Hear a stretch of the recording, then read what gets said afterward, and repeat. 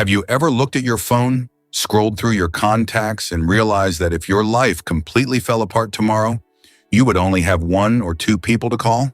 Or worse, have you ever felt a sudden, heavy dread in your stomach because you realize that the people you call your friends only seem to show up when they need something from you? This is a specific quiet exhaustion that hits millions of people, especially men who have crossed into their 30s. In your 20s, your social circle is large and loud. You have gym buddies, work colleagues, and groups you hang out with on weekends. You mistake proximity for loyalty. You think because you share a laugh or a drink with someone, they actually care about your soul. But as you get older, the noise starts to fade. The energy you have to maintain a massive network drops. You look around the table, and a terrifying clarity sets in. You realize that you have been trading your genuine kindness for superficial company. You haven't been building a brotherhood. You have been funding a marketplace where your generosity is the currency. The architecture of the parasite. To understand how you get used, you first have to understand how a social parasite operates. They do not approach you with a warning label. They do not enter your life looking like an enemy. In fact, they usually enter looking like your biggest fan. They use a psychological tactic called emotional mirroring. If you are a hardworking man who values discipline, they will praise your work ethic. If you are lonely, they will provide a sudden burst of intense, focused attention. During this initial phase, they are mapping your vulnerabilities. They aren't looking for a deep human connection. They are looking for utility. They notice that you have a hard time saying no. They see that you feel a deep, subconscious need to be viewed as a good provider, a helpful mentor, or a reliable friend. This is where the trap is set. They don't take from you by force. They create situations where your own pride and kindness compel you to give. But a relationship built on utility has a very specific shelf life.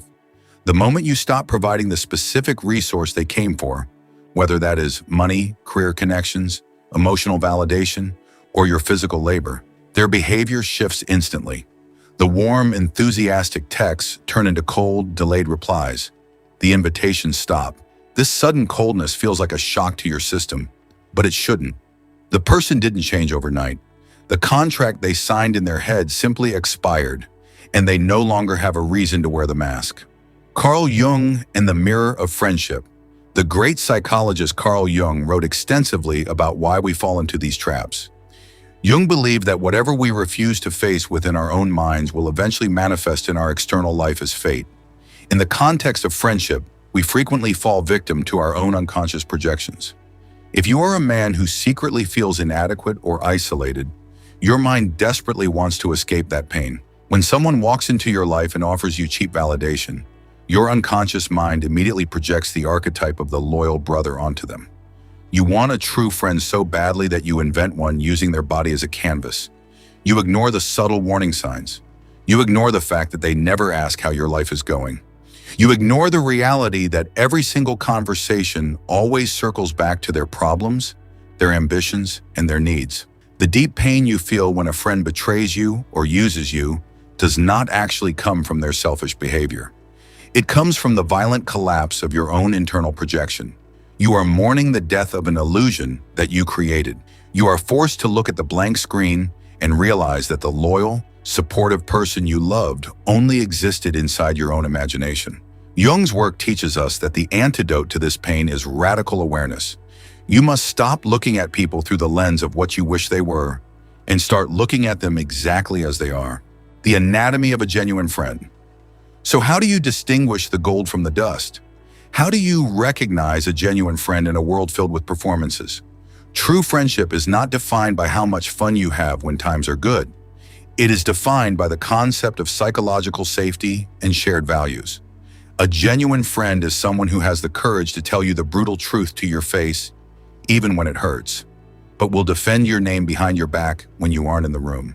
They are not threatened by your success.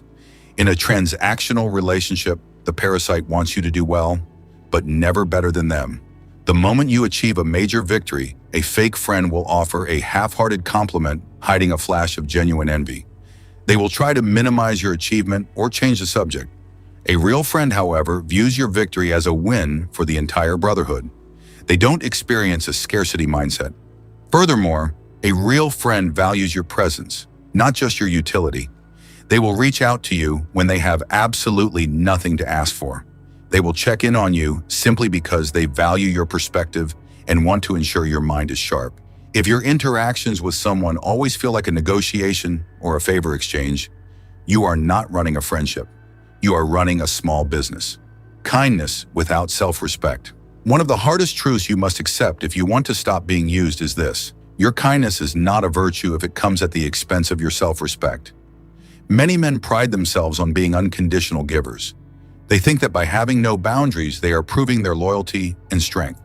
But unconditional kindness without boundaries is actually a psychological flaw.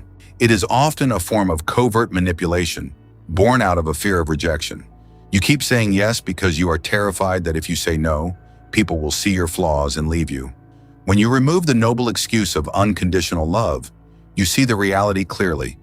Kindness without boundaries simply teaches people how to exploit you. It signals to the world that your time, your energy, and your emotional well-being have a value of zero.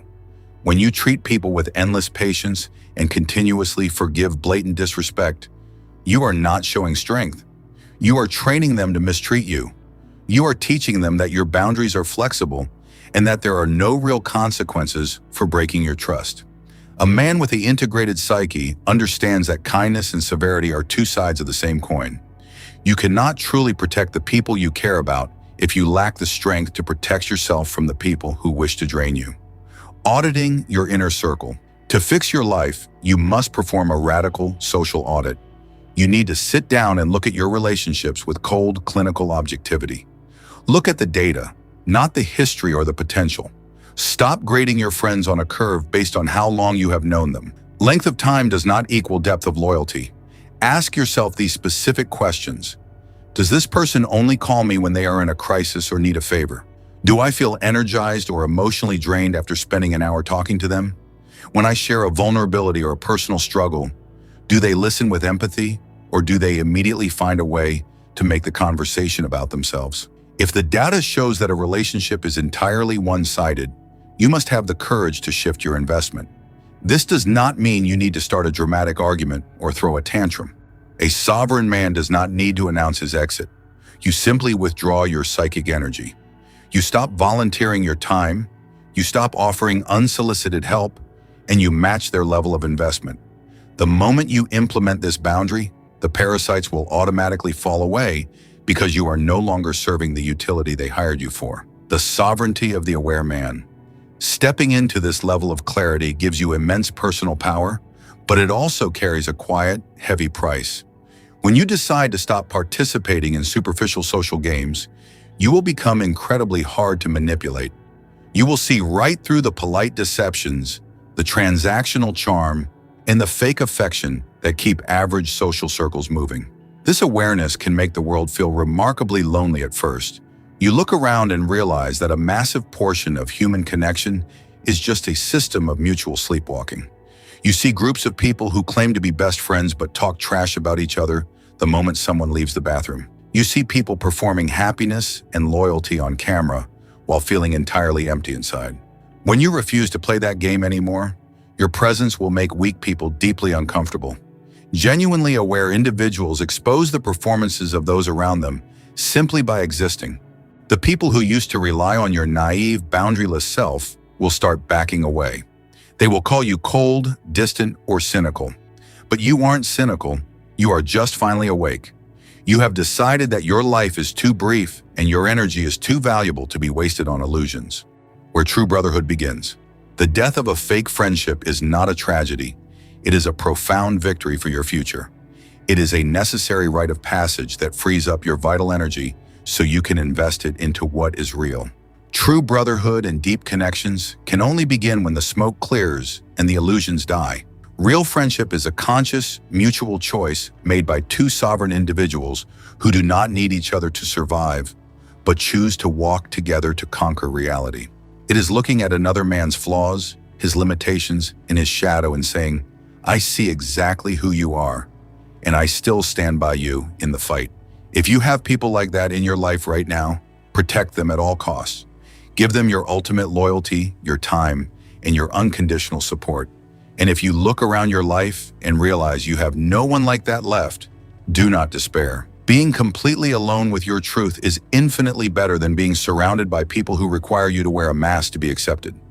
Stand firm in your own skin, build your own foundation, and keep your guard up.